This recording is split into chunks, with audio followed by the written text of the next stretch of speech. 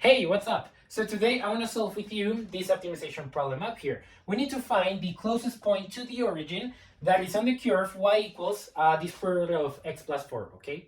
Now this is going to be our constraint equation. We're going to define it to be any point on this curve is simply going to be xy, any value x and any value y. And we know the origin also is going to be 0, 0, okay? Those are the coordinates for the origin. So now we have these two initial pieces of information, and now we can go on to solve this problem.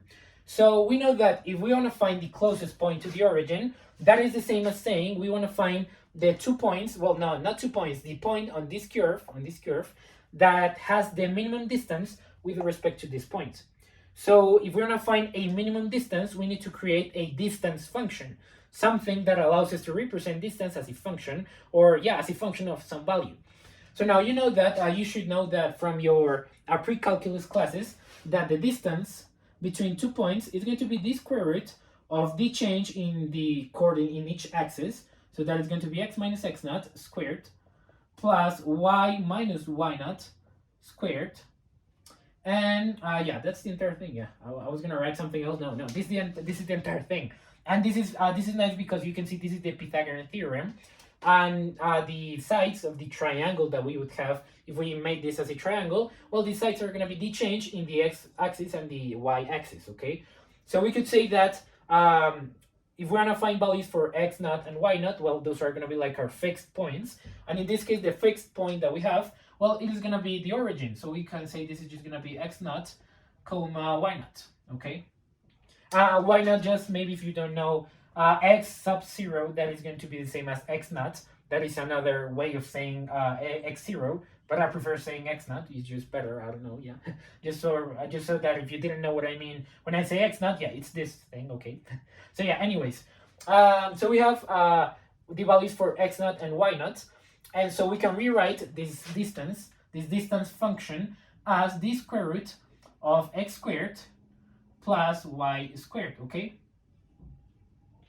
Now I'm saying that this is a function, and I'm actually gonna write it with this notation d of x, because remember when you're optimizing, when you're doing optimization problems, usually you get into these problems with the notion that this is an equation and that there is some values that satisfy this equation, but usually you don't have the idea that d also changes based on any value that you plug in there, which is in essence what a function is. So what I wanna teach you right now is that when you have equations like this, well, this is also a function in terms of x. And why is it in terms of x and not y? Well, we know how much we could actually say this is d of y, but it's easier to say that it is d of x because we know how much y is in terms of x. So we can plug in this value in here and get a function only in terms of x. And actually, this is what we call our constraint equation. Usually, constraint equations, they allow you to write other functions in terms of them, and they're usually very relevant because of that, because you can plug them in here and create a function in terms of only one variable. If we were in multivariable calculus, well, you could make a multivariable function, but in this case, you should not if you're just in single variable calculus. So I just wanted to make that remark just so that you understand that this is a function. I'm calling it a function because it is a function, okay? Sometimes we make the distinction between equation and function. In this case, they're basically the same thing, okay? An equation is a function to some extent, depending on, well, you know, the perspective you're using that expression for, the goal that you're using that equation or function for, okay? But in this case, we can use those two terms interchangeably, okay? So yeah, anyways, now I'm gonna continue with the problem. So we know this is going to be our function for distance, and we can rewrite d of x only in terms of x, and we know that it's going to be the square root of x squared plus, now we know y is going to have a radical, and we have squared here, so we can cancel out this exponent and the radical, and so we get this is going to be x plus 4, okay? And this entire thing inside the radical. Now this is going to be our function for distance in terms of x. And now we want to ask the question, what value of x yields the minimum value for d? Okay, and that is, well, we want to optimize this equation to find the minimum value of d. okay, or the x value that yields the minimum value of D, because that x value will be the x value on the curve that is closest to the origin, okay? So now we're gonna do that, and actually, and here's where the trick that I told you at the beginning comes from. So if we want to find what x value yields the minimum value for D, well, we want to take the derivative of D and then set it equal to 0, okay, so that we can find its critical points. So now there is something easier that we can do. Instead of taking the derivative of this polynomial, which is going to be real big, you're going to have to use the chain rule and then send this polynomial to the denominator, and that's just too long. So something you can do is the following. You can say, you can square both sides of this equation, and you're going to get that D squared of x, okay, I'm going to use this notation, this is just simply D of x squared, is going to be equal to x squared plus x plus 4, okay? So now if you have this, well, there is something really nice that you can do now, and it's that if you want to find what x value yields D prime equals 0, well, something you can do is you can find what x value here yields D squared, where the derivative of D squared equals 0, okay? Now that might sound a bit confusing, but let me just show you what I'm about to do. So you can take, instead of taking the derivative of this, you can take the derivative of this equation using implicit differentiation, okay? So just bear with me for a moment and you'll see what I mean. If you take the derivative of this equation, you get 2D. I'm going to stop using D of x notation and just use D instead of parentheses x. So this is going to be 2D times D prime, okay, this is just the chain rule, and D prime, and this will be equal to, now the right hand side, we get 2x plus 1, okay, 2x plus 1, 4 is a constant, so it goes to 0, and we get this equation. Now remember, if you wanted to find the critical points for this function, you would set D prime equal to 0, okay?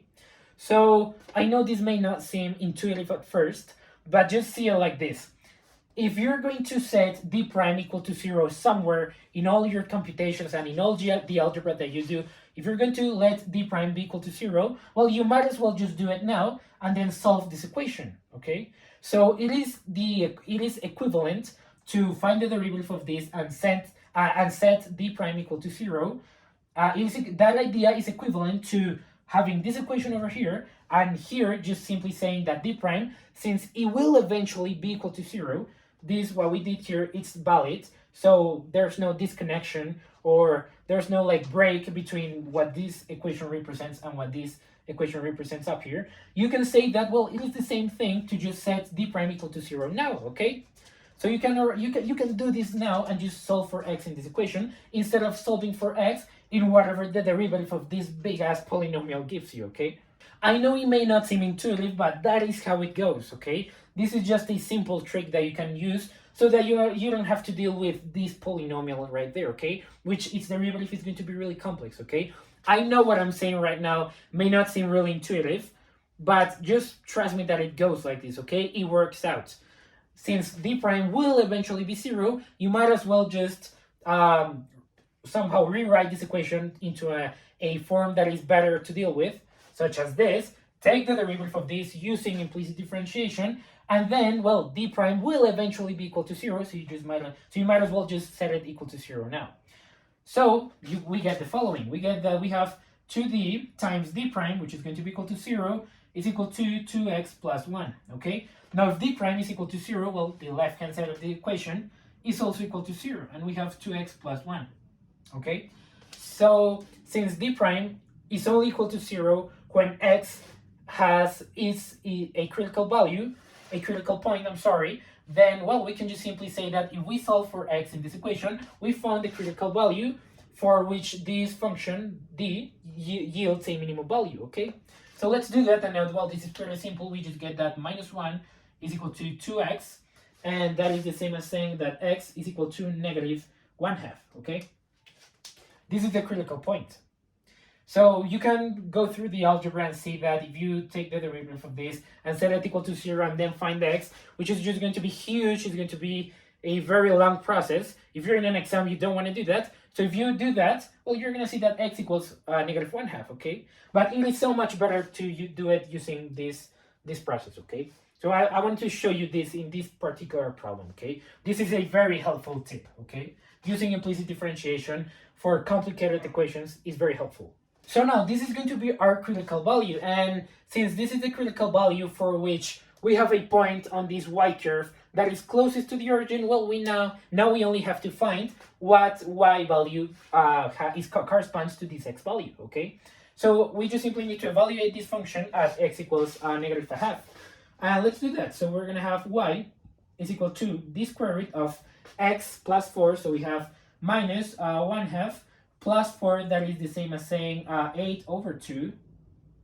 So we have this, and now we know that this subtraction is simply going to be the square root of 7 over 2, okay?